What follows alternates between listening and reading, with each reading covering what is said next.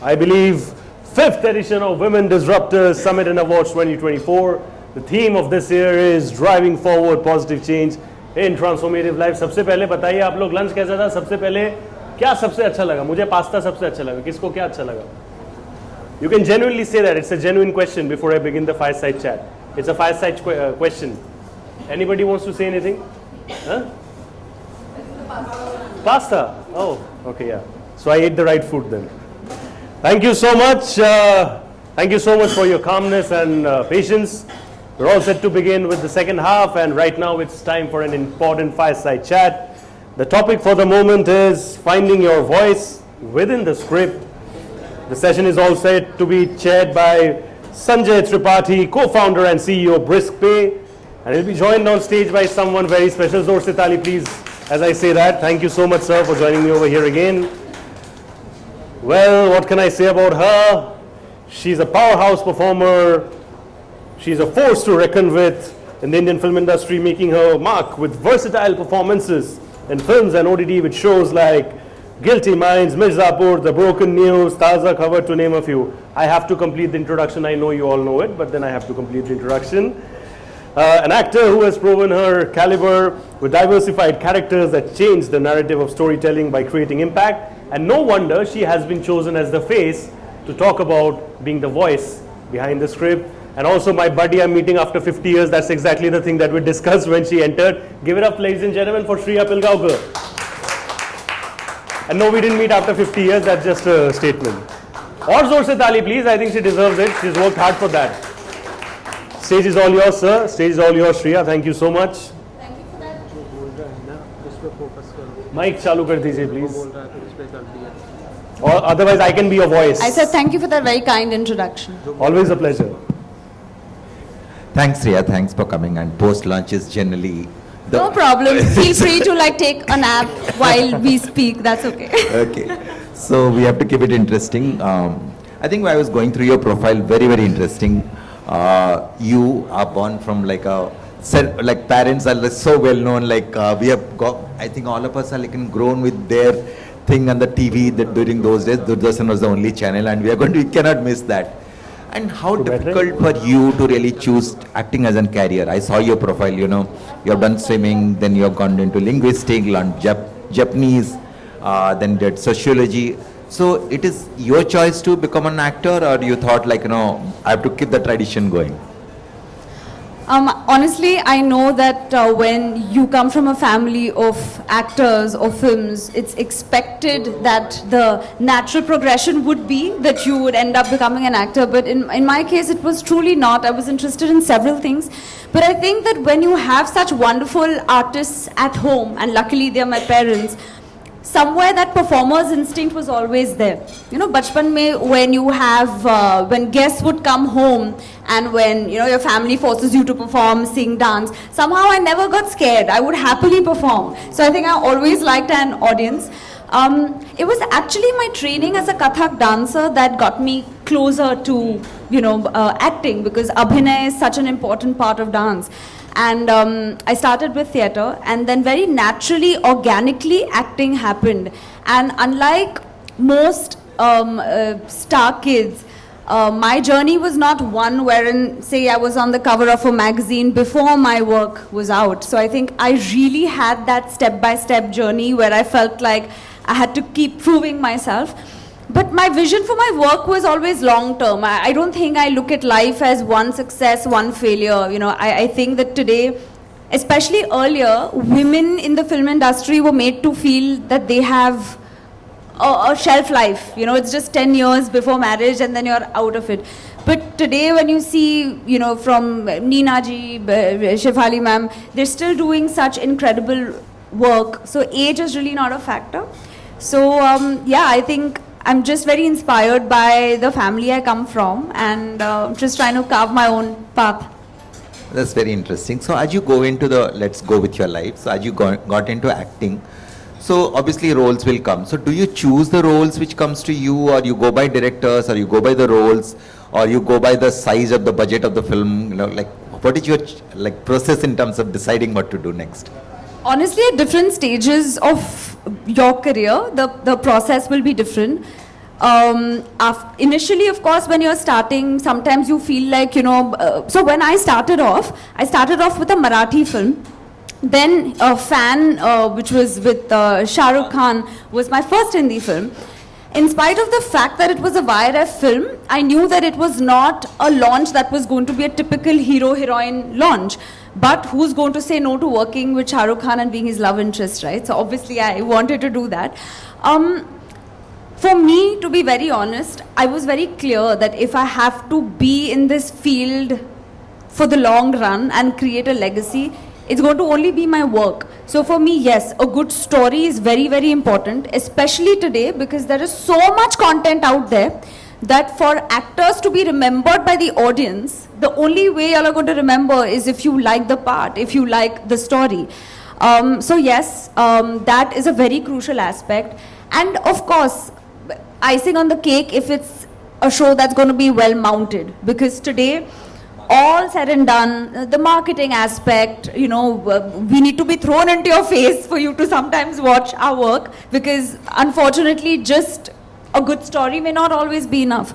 But for me, yes, a good story, good makers is extremely important, and if you're working with wonderful actors and if the mounting is good, then that's the third factor. No, I think that's a pretty good way of looking at things in long term, but because in your line, obviously previously people were just looking at the title or the cast kind of thing, and women is mostly seen as more like as more like appendage, or like more like an add-on. It's like Amitabh Bachchan film or a Jitendra film. How you think it has changed over the period of time? Do you think that the change has really come, or do you think still like some bit of it is there? Like, obviously, there's always so much scope for these aspects to evolve. But I feel like there was a time in the film industry, firstly, there were, when an actor like Smita Patil was around, you did have cinema that was incredibly empowering for an actor of her caliber. If you look at those days, those cinema like Sabana Ajmi, Smita Patil, one type of film. Exactly. But of course, if you see in the 90s, I think women were either the object of desire, or they were the vamp having an affair who smokes, or it was the sweet girl next door was the object of desire. There was nothing. These were like sort of the two binaries. But I think with the advent of OTT, something that has been wonderful is that writing has been encouraged. Writers have been celebrated. So you see women in all their glory, holistically, with all their layers, You can be a police officer and yet want to have a party where you feel like getting drunk, yet have a conversation about sexuality with your husband. I mean, it doesn't have to be one-dimensional. And today, with a lot of women at important key positions in the film industry, such a change has happened. And like I mentioned earlier, the most encouraging thing today as an actor is that age is not a factor to decide what kind of paths you'll get. So that to me is something that is a big sign of relief. So it is really wonderful to be an actor today, because that's not an insecurity which perhaps earlier a lot of people had. Ki bas shaadi hogi, then you don't know what to do. Whereas 60-year-old men are romancing 20-year-olds, right? So today it's refreshing to see a Shefali ma'am headline and you know it as her film. I think things have changed. Do you think it has actually become accentuated because of OTT coming into the picture?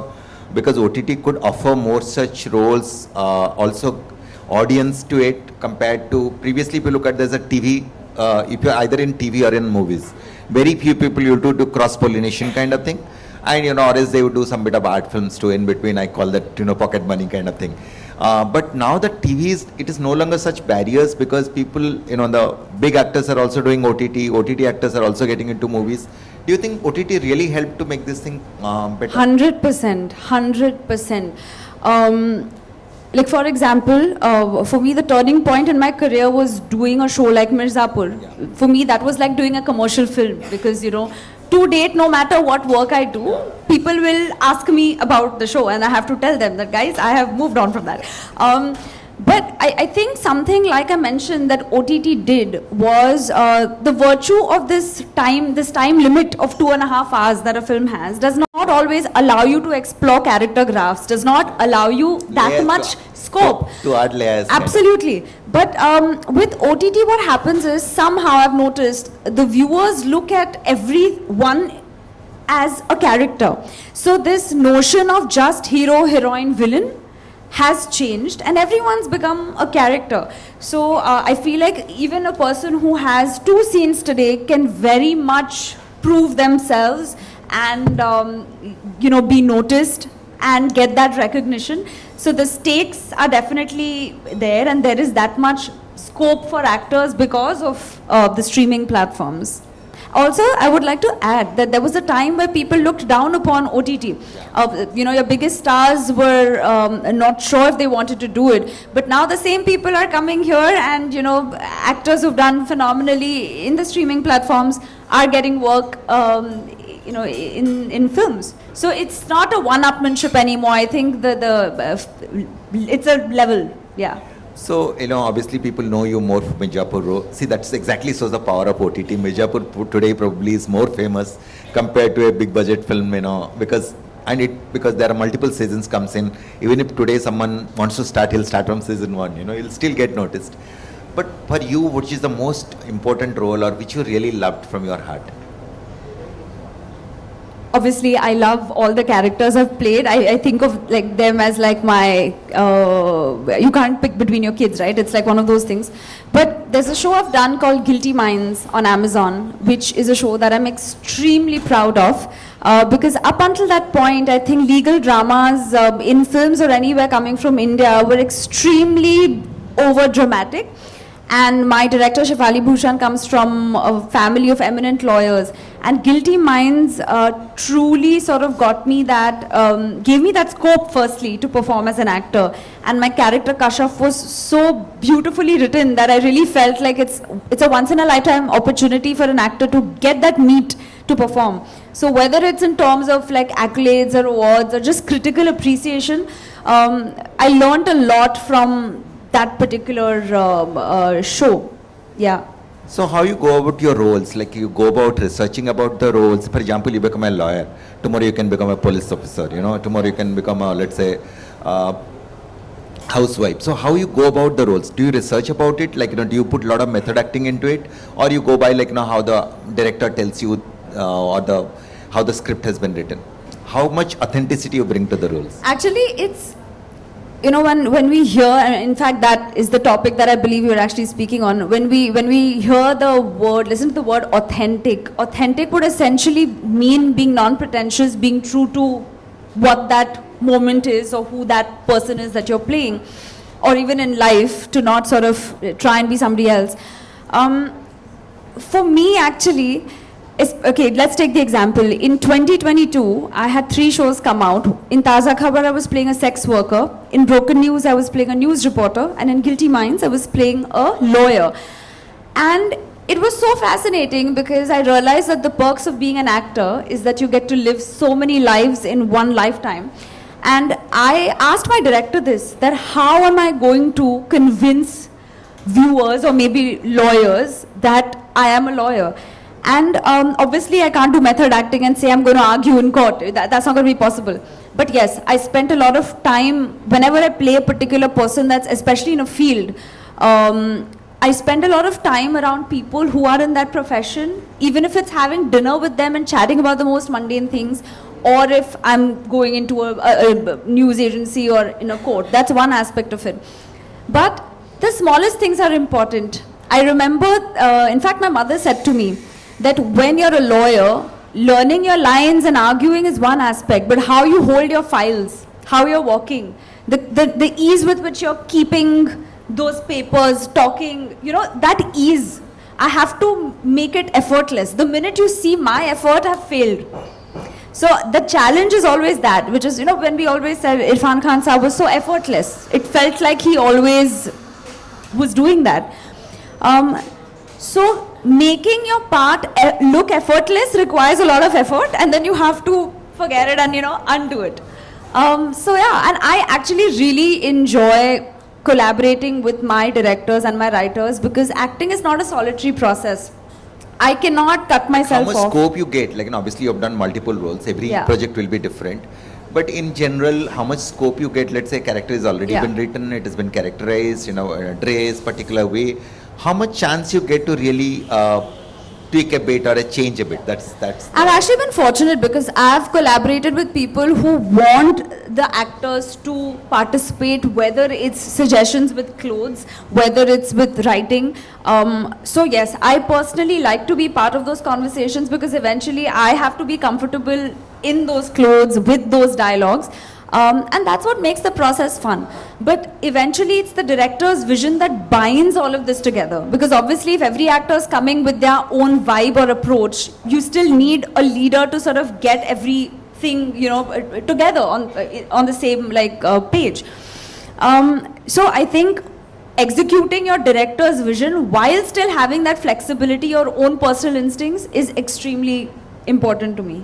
So if you look at a Hollywood project like a Lord of the Rings, if they show how they really actors prepare kind of thing, is that really happen in India, or India still is the old way of you get your script and actually do? See, if you look at there, for months they sit down together in a conference room, read each other line, they prepare a very, very different manner. So you think that kind of preparation has come to India now?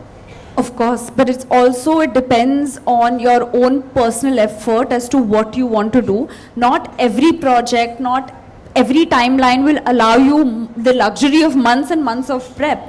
And honestly, I feel sometimes some actors really enjoy getting into the method of it. And if I have to play a drunkard, am I going to be drunk every day? I think not, right? But there are different actors who are more just cerebral. Sometimes people want to go into it. So it depends what works for you. But today, yes, I feel things have become so much more professional. We have table reads. There's enough prep that goes into it. And this is a great change. But at the same time, my parents have told me so many stories when, they used to make films where there was no script even. Everybody was just playing off each other and they still made fantastic films. So I don't think there is a right or wrong way to go about something like that. I think another aspect, if you look from outside, it all looks glitzy, all looks very nice. But there is immense amount of pressure internally to succeed at each project, because your past success is no guarantee of future success, right? How you go through your successes and failures and what keeps you going? Obviously, there'll be a lot of disappointment some point of time. So obviously you get called for 20 scripts, probably you might get 2 or 3, you may not get anything. So how you go through that process? Actually, I think for any creative field, waiting is such a big part of any creative field. First you wait for the idea, then you wait for that meeting, you wait for it to be executed properly, you wait for the feedback, you wait for the release, you wait for the response, and you wait for your next job. So I think in this process of constant waiting, I personally, and again I think this is because I come from a family of actors who has had this experience, they gave me perspective on how important it is to really have a good emotional quotient in this entire thing. Because sometimes it's truly not in your hands. And I realized early on that I don't want to attach my self-worth to the hits and misses of my work. Who I am as a person is not reflective of whether my work is a success or not. Because sometimes you may be appreciated, but that project may not work. And I think this applies to any creative field. So I really try and enjoy the process of it. And yes, it does hurt when something doesn't do well. But the more punches you get, you end up becoming stronger. And to me, it's always been important. It's not just about being successful for me. I want to be happy and successful. So I don't want to trouble myself over and over again if something is not working out. And most often, I think, when we think something is not working out, we just have to be a little patient, because eventually you realize, okay, wait, it did work out. I was just too quick to give myself that verdict.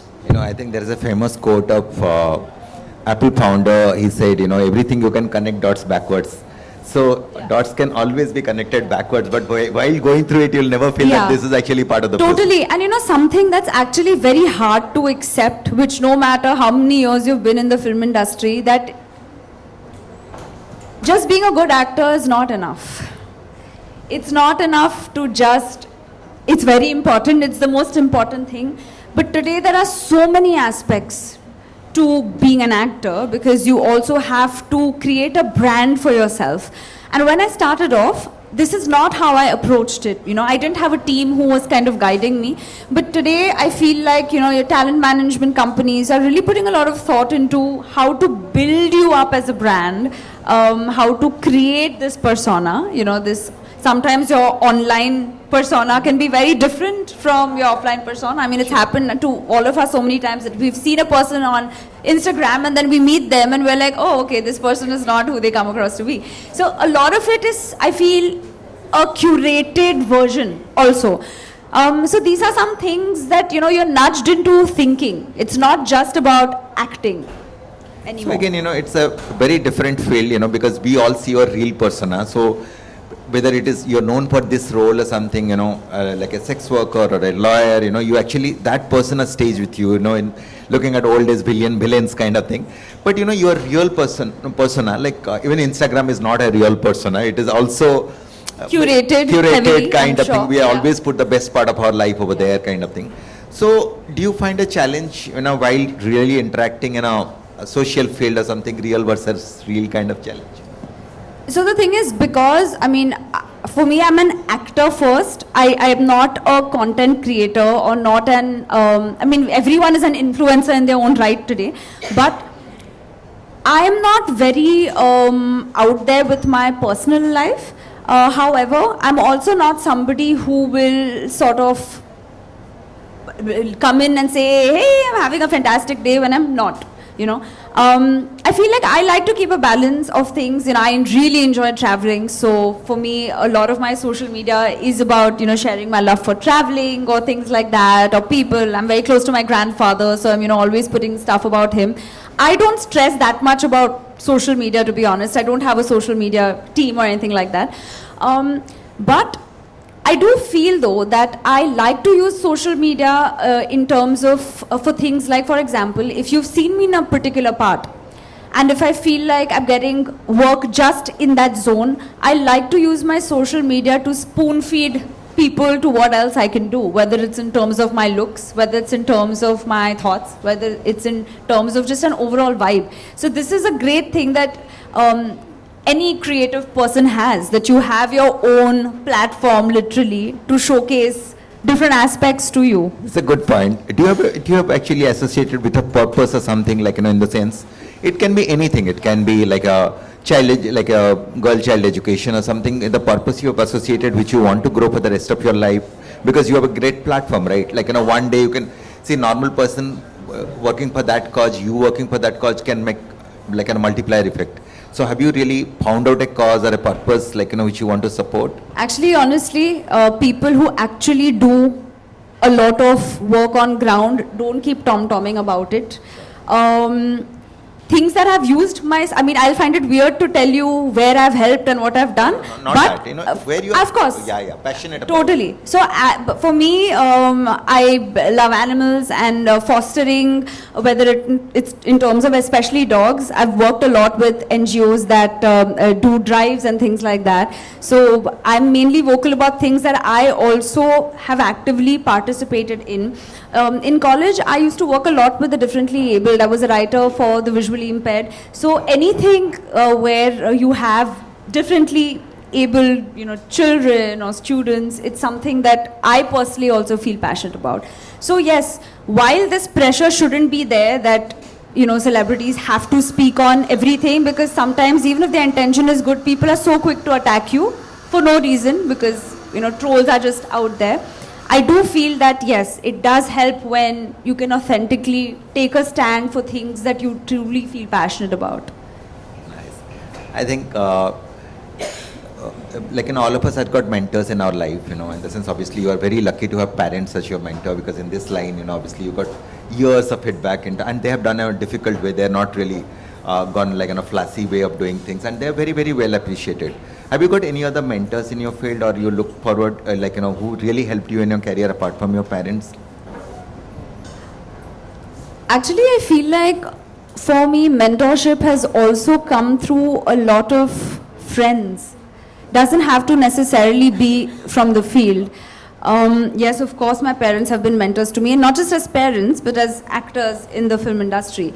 But I'm very fortunate now that I think of it, by surrounding myself with people who truly are my cheerleaders, who are very honest with me, who I don't surround myself with yes men. I think that's very dangerous when people around you are only saying, wow, wow, very good, very good. I mean, you want an honest, objective feedback. So I think I've surrounded myself with people who will keep me grounded, who are invested in my growth, truly, you know. Who can tell you what Who is can, right? honestly, because I feel like people often struggle to see other people happy, and people may have a lot of insecurities around you. So it's important to identify who are those people who truly want to see you flourish and to win. So for me, I find little mentors in all of them.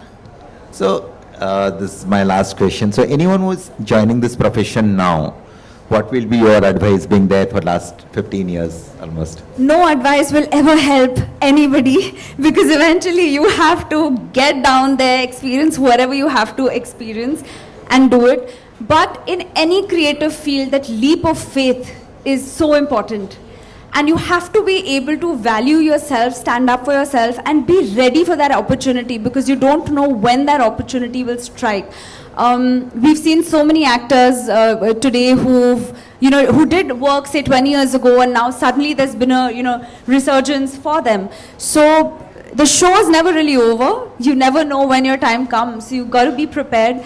And your job is not necessarily your entire life. So I would say just don't try and attach your self-worth to these smaller moments of success and failure. Be that lambi race ka ghoda is how I would look at it. But otherwise, there's no advice. You got to just fall and learn. Okay, so this again. So, what will be happy, 10 to 15 years down the line, if you achieve that, or like, what will be happy with?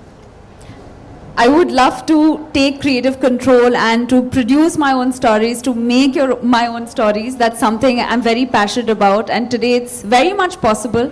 We've seen such incredible, especially actresses from, Priyanka, Anushka, they're all really taking control of the narrative, because at some point you don't want to just wait for things to come your way. You can make things happen. You can try at least to make things happen. So I think I would really like to creatively be involved in storytelling and to have a fantastic team while I act.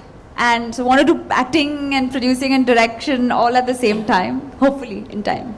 Thank you, Shriya. Thank It's you. really Thank you so lovely much. conversation. Thank you. बाद का पहला session है, और थोड़ा जोर से please ताली बजा सकते हैं हम लोग? मैं दिखाऊं कैसे बजाए? Yes, thank you so much. We'll have a photo, but उसके पहले it's important that I call Bijoya ma'am over here to kindly give away some special gift hampers from Lavi and Suta over here. Bijoya ma'am, where are you? अरे हाँ, over there. आइए ma'am. Yes, of course. How can we let you go without getting interested? Thank you so much, ma'am, for joining us over here. Request you to kindly give away these special hampers to Shriya and sir from Lavi and Suta. इधर sir भी इधर आ जाइए. हाँ.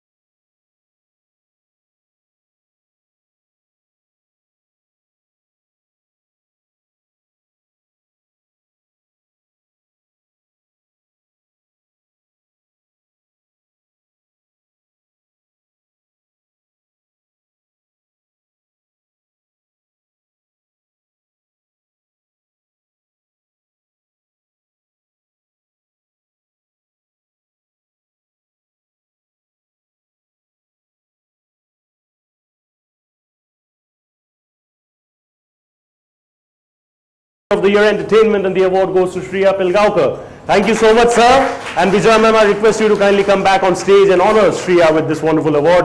Shriya ke liye zor se taali, please. So shout outs over there at the back.